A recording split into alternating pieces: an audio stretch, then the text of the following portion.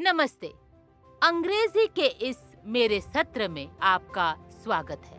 यह छात्रों के लिए एक आधुनिक पाठ है जहां चर्चा पृथ्वी के महत्वपूर्ण विज्ञान पर होगी जो एक रोगी के स्वास्थ्य में गिरावट का खुलासा करता है।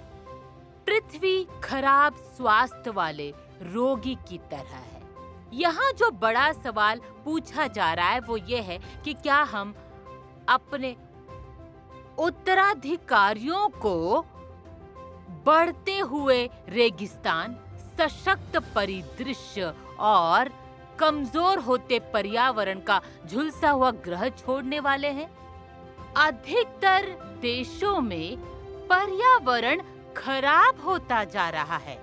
ग्रह और प्रदूषणकारी पदार्थों के दुरुपयोग के कारण हमने हाल ही में देखा है कि कैसे दिल्ली, पंजाब, केरला, मुंबई के लोग खराब वायु गुणवत्ता के कारण संघर्ष कर रहे हैं।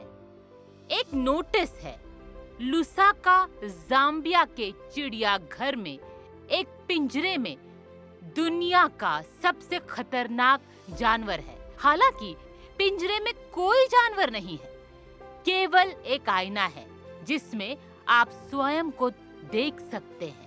ये अधिसूचना दर्शाती है कि मनुष्य सभी प्राणियों में सबसे अधिक हानिकारक है। जानवर प्रकृति के प्राकृतिक पर्यावरण और पारिस्थितिक संतुलन को परेशान नहीं करते। हालांकि आदमी ऐसा तीव्र गति से और बिना दया के कर रहा है।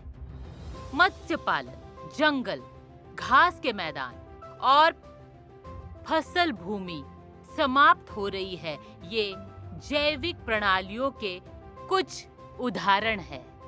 समय के साथ मानव के मांगों में निरंतर वृद्धि देखी गई है। अत्यधिक मांग के कारण ये संसाधन खराब होते जा रहे हैं और समाप्त होते जा रहे हैं। विश्व की बढ़ती जनसंख्या ने ग्रह की प्रमुख जैविक प्रणाली पर दबाव डाला है। अत्यधिक मानवीय दावों के कारण ये उत्पादकता के अस्थिर स्तर पर पहुंच गए हैं। भारत में कानूनों का कभी सम्मान नहीं किया, ना ही उन्हें लागू किया गया। भारत के सच्चे कानून का पालन करने वाले नागरिक बने। गरीबी और बेरोजगारी ऐसी चुनौतियां हैं जो अधिक जनसंख्या के परिणाम स्वरूप उत्पन्न होती है। जब तक मुख्य कारण जनसंख्या पर ध्यान नहीं दिया जाता, जनसंख्या और गरीबी का भयानक चक्र जारी रहेगा। ये छोटी बात है कि देश प्रगति कर रहा है। परिणाम स्वरूप प्राकृतिक संसाधन कहीं अधिक तेजी से खत्म होते जा रहे हैं। जीवाश्म ईंधन की अवधारणा, प्राकृतिक संसाधनों का ह्रास, जंगलों का सफाया, पैदा हुई गर्मी और परिणाम स्वरूप ग्लोबल वार्मिंग, ये सभी दुनिया की तेजी से बढ़ती आबादी के परिणाम हैं। अब ये ज्ञान मूल्य का यहाँ पर क्या काम है? हमारी पृथ्वी हमारी माता है और वो बीमार है। ये जानकर कि वो बीमार है, हमारे अंदर चिंता और करुणा की भावना पैदा होनी चाहिए और हम सबको कार्रवाई के लिए तत्पर होना चाहिए। हमें अपनी माँ को बचाना है। हम ऐसा कैसे कर सकते हैं? कभी भी ये मत सोचना कि हम कुछ नहीं कर सकते।